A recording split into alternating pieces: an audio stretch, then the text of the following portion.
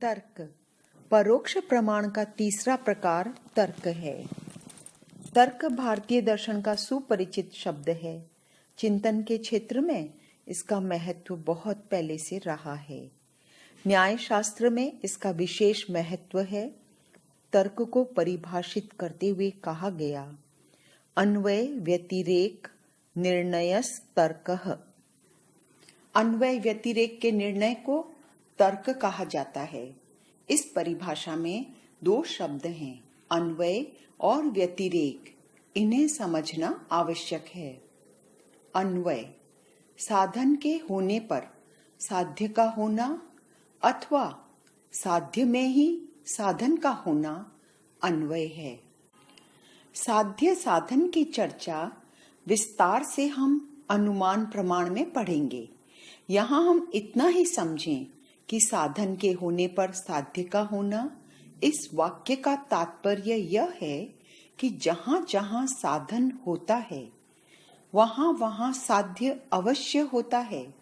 उदाहरण के लिए अग्नि रूपी साध्य को जानने में धुआं साधन है। अतः जहाँ जहाँ धूम होता है वहाँ वहाँ अग्नि अवश्य होती है। इसलिए साधन के होने पर साध्य के होने को अन्वय कहा जाता है। इसे ही हम अन्वय व्याप्ति कहते हैं। व्यतिरेक साध्य के अभाव में साधन का अभाव होना व्यतिरेक है। जैसे अग्नि के अभाव में धूम का अभाव होना। अग्नि साध्य है और धूम साधन है। अग्नि के अभाव में धुएं का भी अभाव होता है। अतः साध्य के न होने पर साधन के न होने को व्यतिरेक कहा जाता है। इसे ही व्यतिरेक व्याप्ति कहते हैं। तर्क का विषय अन्वय और व्यतिरेक के संबंध का ज्ञान तर्क से होता है। अतः तर्क का विषय है व्याप्ति का ग्रहण करना। अनुमान के लिए व्याप्ति की अनिवार्यता होती है और व्याप्ति के लिए तर्क की अनिवार्यता होती है, क्योंकि तर्क के बिना व्याप्ति की सत्यता का निर्णय नहीं किया जा सकता।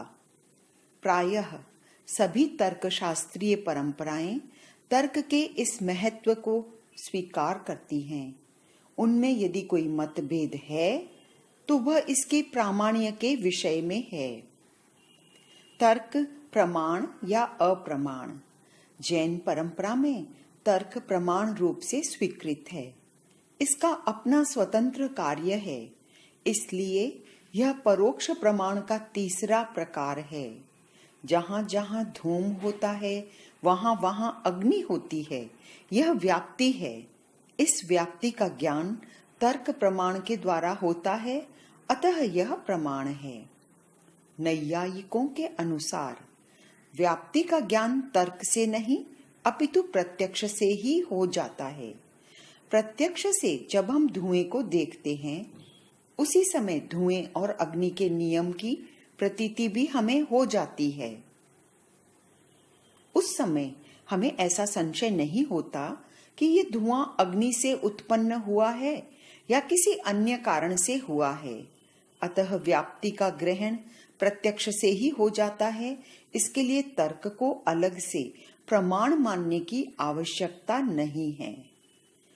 जैन तार्किकों के अनुसार नैयायिकों का यह मंतव्य प्रत्यक्ष से ही व्याप्ति का ग्रहण या ज्ञान हो जाता है उचित नहीं है।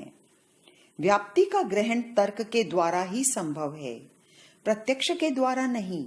फिर भी यदि मान लें कि प्रत्यक्ष के द्वारा व्याप्ति का ग्रहण होता है तो इंद्रिय प्रत्यक्ष से व्याप्ति का ग्रहण होता है या मानस प्रत्यक्ष से। यदि कहीं कि इंद्रिय प्रत्यक्ष से व्याप्ति का ग्रहण होता है तो ऐसा मानना उचित नहीं, क्योंकि इंद्रियां प्रतिनियत देश अर्थात स्थान और प्रतिनियत काल में स्थित वस्तुओं के साथ ही संबंध स्थापित करती हैं, उन्हीं का ज्ञान करती हैं। जबकि व्याप्ति समस्त देश और समस्त कालवर्ती अर्थ को लेकर होती है अतः इंद्रिय प्रत्यक्ष से व्याप्ति का ज्ञान संभव नहीं है। मानस प्रत्यक्ष भी व्याप्ति का ग्रहण नहीं कर सकता, क्योंकि इंद्रियों की सहायता के बिना बाह्य पदार्थों में मन की प्रवृत्ति नहीं होती और व्याप्ति बाह्य पदार्थों का धर्म होने से बाह्य पदार्थ है। इसके अतिरिक्त न्याय दर्शन में मन को अणुरूप माना गया है। अतः अणुरूप मन का एक साथ समस्त पदार्थों के साथ संबंध ही नहीं हो सकता, तो फिर मन व्याप्ति का ग्राहक कैसे हो सकता है? कुछ दार्शनिकों का मंतव्य है कि व्याप्ति का ग्रहण अनुमान से हो जाता है, अतः तर्क को अलग से प्रमाण मानने की कोई आवश्यकता नहीं है। किंतु जैन तार्किकों के अनुसार अनुमान से भी व्याप्ति का ग्रहण नहीं हो सकता है, क्योंकि अनुमान स्वयं व्याप्ति पर आधारित है। अतः वह व्याप्ति का निर्धारण नहीं कर सकता। व्याप्ति का ग्रहण करने के लिए तर्क को प्रमाण मानना आवश्यक है।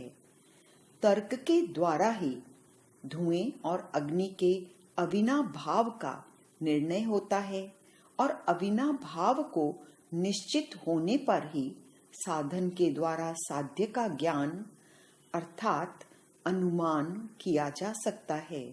अतः जैन परंपरा में स्मृति प्रत्यभिज्ञा की भांति तर्क के प्रामाण्य का भी समर्थन किया गया और उसे परोक्ष प्रमाण का तीसरा भेद माना गया।